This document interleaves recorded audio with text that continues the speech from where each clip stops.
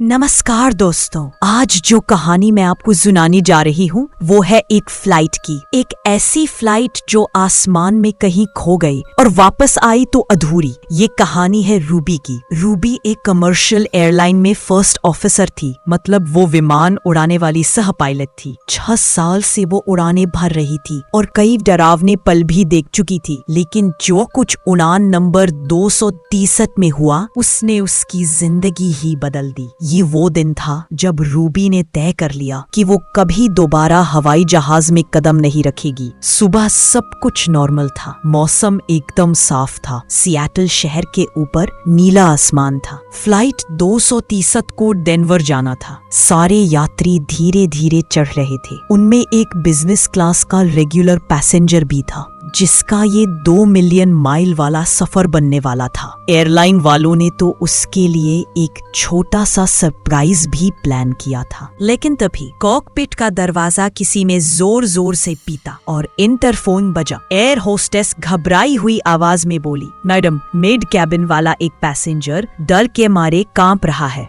वो कह रहा है कि उसे अभी के अभी इस फ्लाइट से उतरना है। तो प्लेन को वापस टैक्सी कराया गया और पता चला कि ये वही 2 मिलियन माइल वाला आदमी था। उस आदमी ने हजारों उड़ानें भरी थी, लेकिन आज उसके चेहरे पर मौत साफ दिख रही थी। उसका पसीने से भीगा हुआ चेहरा, कांपती हुई आवाज, वो कह रहा था, अगर मैं अभी इस प्लेन से नहीं उतरा तो फिर कभी अपने परिवार को नहीं देख पाऊंगा। रूबी और उसका कप्तान कैप्टन प्रफुल्ल दोनों ने एक दूसरे को देखा। रूबी ने मजाक में कहा, शायद ज्यादा एयर क्रैश डॉक्यूमेंट्री देख ली इसने। कप्तान ने सारे चेक्स फिर से देखे, कोई फॉल्ट नहीं था और ना ही कोई मौसम खराब का संकेत। हर सिस्टम नॉर्मल था। और फिर आखिरकार फ्लाइट ने उड़ान भरी। शाम हो रही थी। सिएटल के ऊपर से विमान उड़ते हुए रॉकी पर्वतों की ओर बढ़ रहा था। रूबी इस रूट पर पहले भी कई बार उड़ चुकी थी। सब नॉर्मल लग रहा था तब तक जब तक कैप्टन प्रफुल्ल की हरकतें अजीब नहीं होने लगी। पहले तो सिर्फ उसकी उंगलियां कांप रही थी, फिर वो कुछ बड़बड़ाने लगा। रूबी ने सोचा, शायद थक गया है, घर की कोई टेंशन होगी। लेकिन धीरे धीरे उसकी सांसों की आवाज बदलने लगी। उसके चेहरे पर अजीब सी मुस्कान आ गई। रूबी ने पूछा, सर आप ठीक तो है? लेकिन उसने कोई जवाब नहीं दिया। और तभी बाहर के बादल बदलने लगे, लेकिन रंग नहीं, बल्कि उनकी बनावट। ऐसे जैसे कोई उबलते पानी में कुछ चला रहा हो। इंस्ट्रूमेंट्स फ्लट करने लगे, रेडियो साइलेंट हो गया और फिर आवाजें आने लगी, पहले धीमी फिर तेज। वो कोई रेडियो सिग्नल नहीं था। पहले रूबी ने साफ साफ अपनी माँ का नाम सुना और फिर उसकी खुद की आवाज। उसने घबरा कर कम्युनिकेशन पैनल की ओर देखा। कैप्टन प्रफुल्ल धीरे धीरे उसकी ओर मुड़ा। उसका चेहरा अजीब था, कोई एक सीधा बदलाव नहीं, बस जैसे कोई इंसान का चेहरा पहनकर इंसान बनने की एक्टिंग कर रहा हो। और कैप्टन ने कहा, हम पहुंचने ही वाले हैं। रूबी ने कांपते हुए पूछा, कहा? वो मुस्कराया, टूपी खोखली हंसी में, और बोला, जहां हर न्याय का अंत होता है मेरी दोस्त। बाहर का आसमान अब काला हो चुका था, लेकिन बिल्कुल खाली नहीं हुआ था। अभी भी वहां तारे थे, पर टेढ़े मेढ़े, जैसे पिघल रहे हो। अब प्लेन उड़ नहीं रहा था, वो गिर रहा था, धीरे धीरे नीचे खिंचता हुआ किसी गहराई में। फिर कॉकपिट की खिड़की के बाहर चेहरे दिखने लगे। कोई पैसेंजर नहीं, कोई जान पहचान वाला नहीं। ये वो लोग थे जिनका रूबी ने जीवन में कभी दिल दुखाया था, पर वो गुस्से में नहीं थे, दया से देख रहे थे। और वही दया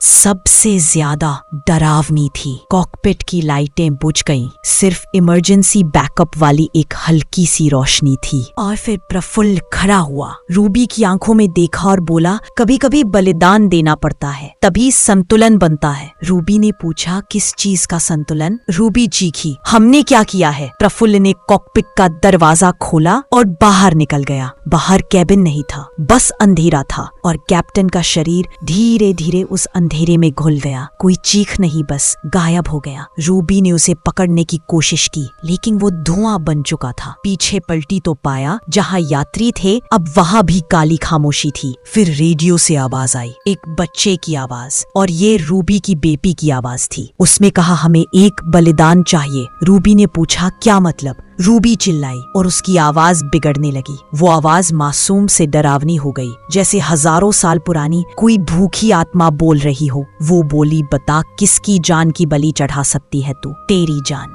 या उन सकी जाने जो इस फ्लाइट में बैठे हुए हैं? रूबी रो पड़ी। उसने अपने पति और अपनी बेटी को याद किया और उसने पीछे बैठे मुसाफिरों के बारे में भी सोचा। और फिर उस आवाज ने कहा, चुनाव कर। रूबी का हाथ कंट्रोल पर कांपने लगा और फिर उसे अस्पताल की छत और टेबल लाइट दिखाई दी। रूबी का पति उसका हाथ थामे बैठा था। उन्होंने कहा, फ्लाइट 237 क्रैश हो चुकी है, लेकिन आधे यात्री बच गए तुम्हारी बहादुरी की वजह से। कैप्टन प्रफुल्ल की बॉडी कभी नहीं मिली। रूबी को हीरो कहा गया, लेकिन दोस्तों सच क्या है वो सिर्फ रूबी जानती है। उसने अपनी जान के बदले आधी आत्माएं दे दी और वो चीज जो भी थी वो उसे छोड़कर नहीं गई। अब जब भी उसकी बेटी बोलती है तो रूबी कांप जाती है, क्योंकि आवाज तो उसकी बेटी की होती है लेकिन लहजा किसी और का होता है। रूबी कहती है, उसने मेरी जान नहीं ली, बस मेरी मंजूरी ली। अब वो मेरी आंखों के पीछे बैठा है, मेरी रूह के टुकड़ों के साथ उस काली फ्लाइट में कहीं। और जब वो सोती है तो उसे एक फुसफुसाहट सुनाई देती है जो हमेशा कहती है, हमने कभी नहीं कहा था कि तुम जा सकती हो। तो ये थी आज की कहानी। अगली बार फिर मिलते हैं एक और डरावने किस्से के साथ। शुभ रात्रि और डरते रहिए।